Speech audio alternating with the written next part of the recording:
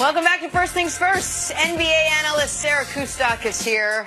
CC's new favorite NBA analyst because of the she's bringing the heat. As long as I can. No. We're hanging on to you. You bring great NBA content. You're a regular on the show. Thanks a friend of the show. Thanks for having me back. Crosstown. Holla. Yes. all of it, Sarah. All of that. I can't talk to him about basketball all day. Oh, my God. About the Rocket star. Yeah, that's the best offensive player I've ever seen. It's just, he does things. They were running guys to him. He just steps a little further back and makes it through. And just, the way he can pass and see the floor, get fouls, layups, floaters, maybe a lob, maybe out to the corner. I mean, just, he has so many weapons. And now he's shooting those step back threes. It's impossible. It's impossible. Some big words there out of Mike D'Antoni. Sarah, how far off is he in his assessment of James Harden?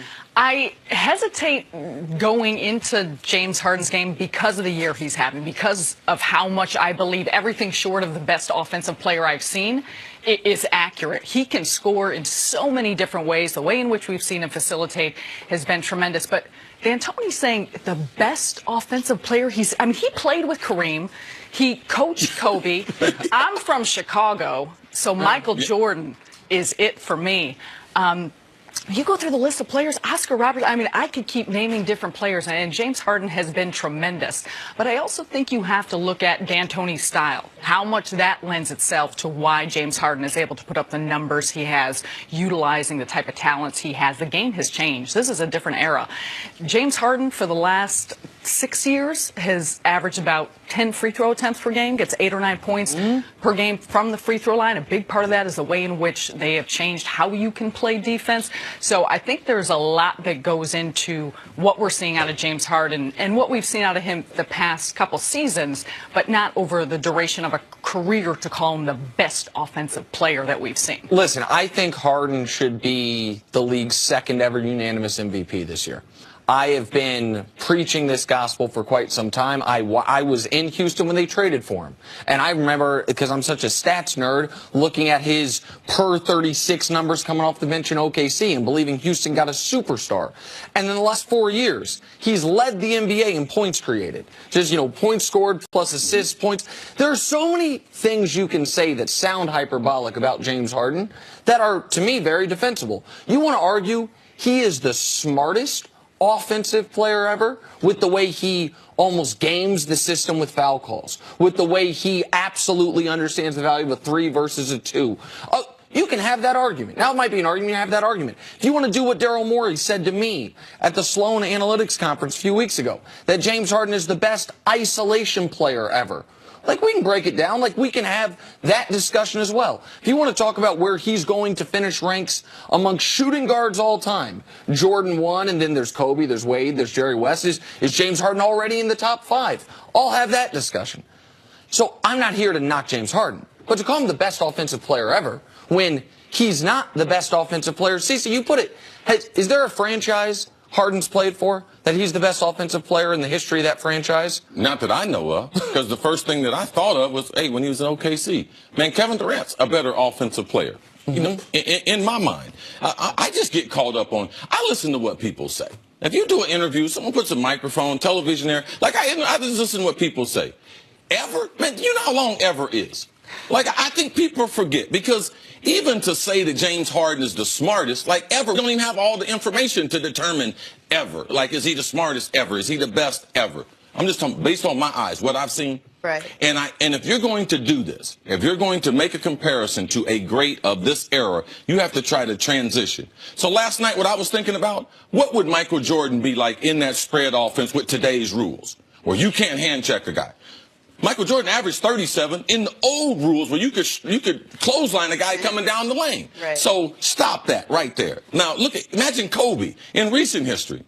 Kobe is a better shot maker than James Harden. Now, as far as distributor of the basketball, drawing fouls and everything, people can argue those other things. But Kobe, to me, is a more dynamic offensive player. And I'll take you to current day. Kevin Durant.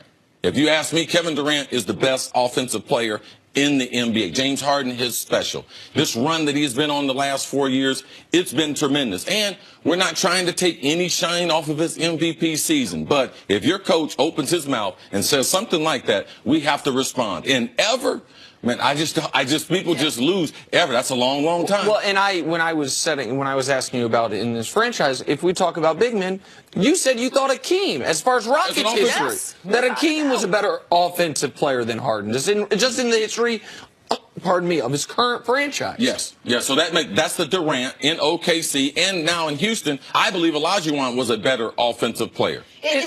I was just going to say, and we're seeing very special seasons out of James Harden the past 2 years. Sure. It's 2 years. It's 2 years, and take no credit away from what he's been doing, because it has been spectacular to watch. But going back to the greatest ever, that's mind-blowing. But are we all tainted a little bit just because his game is not as flashy as Kobe's or Jordan's or any of these other guys? Listen, I think that if Harden continues on this pace, from a purely offensive perspective, you are going to be able to make the argument about him versus Wade, him versus Kobe. Yes. Like, from a purely offensive perspective. Now, defense, Kobe was one of the best defensive guards ever. And I would argue Dwayne Wade is the single best shot blocking guard ever. Like, that specific skill set. I don't think Harden's going to ever be able to approach Kobe, because what Kobe did in the low box, his ability to duplicate the Olajuwon shake, his ability to post up, and Kobe Bryant can play above the rim. James Harden can't do those two things right there. So for me, it'll be hard for him to ever be able to reach Kobe I agree with that. And we talk so much about James Harden and his three-point shot, his step back, and the analytics side, what he can do. And it has been deadly, but he's still shooting about 37% from three. He's not shooting 41, 42% from the three-point line. And there's two names that haven't been mentioned that I think, like, listen, if we're talking about best ever on anything, we have to acknowledge Kareem Abdul-Jabbar. No, like there's a reason he scored more points than anybody. And I don't care how long he does it; he'll never do it as long as Kareem. No, nobody will do it as long as Kareem. And Kareem creating the only, I believe, unblockable shot in NBA history in the sky. Like, we sometimes lump big men into one category. I said before the show, I don't think Harden's more of a dominant offensive player than Shaq or Wilt. And Cece brought up those guys it was less about skill and more about brute force, and I understand. And the lack of other big people that could contend them. And go ahead, Sam. Well, I was just going to say, part of Harden, though, I think is his physicality matched with his quickness, and that goes back to what defenses can do with hand checking. And I think part of it is his strength and his ability to be explosive. How much of his recent success, though, is from Mike D'Antoni's coaching and playing under that system? Well, will he be this successful playing for someone else? That's a good question. I think a big part is D'Antoni's system, the green light, putting the ball. I mean, to put the ball in his hands, that was before he became a point guard.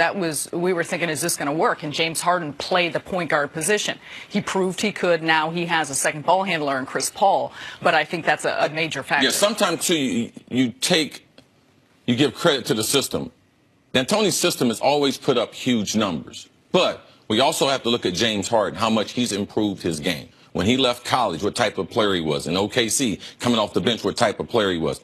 A coach can't put you in position to dribble the ball the way he does. All the moves that he has created, he has studied the game to understand what he can do within the rules. Like, he's amazing. I mean, in one-on-one situations. So I'm not going to give the coach credit for that, because I see D'Antoni's system every year, and you don't get those types of players because it's up to the player. Right. And James has developed his skill. And Harden should have won an MVP and finished second in an MVP before D'Antoni got there, when Kevin McHale was there. Yep. Steph's first MVP, I thought that, I mean, the players awarded it to James. I thought it should have been James's MVP. So again, like, his coach put him in a tough spot for the conversation. Because all of us think he's the league MVP. All of us think the Rockets could win the title in large part because of him. But, I mean, is he the greatest offensive player ever? Like, of course not. Just look up ever. Just look how long that is. Sarah, stick around. Coming up, can the Raptors recover from what LeBron James did to them last night? Nope, franchise is going under. That's next on First Things First.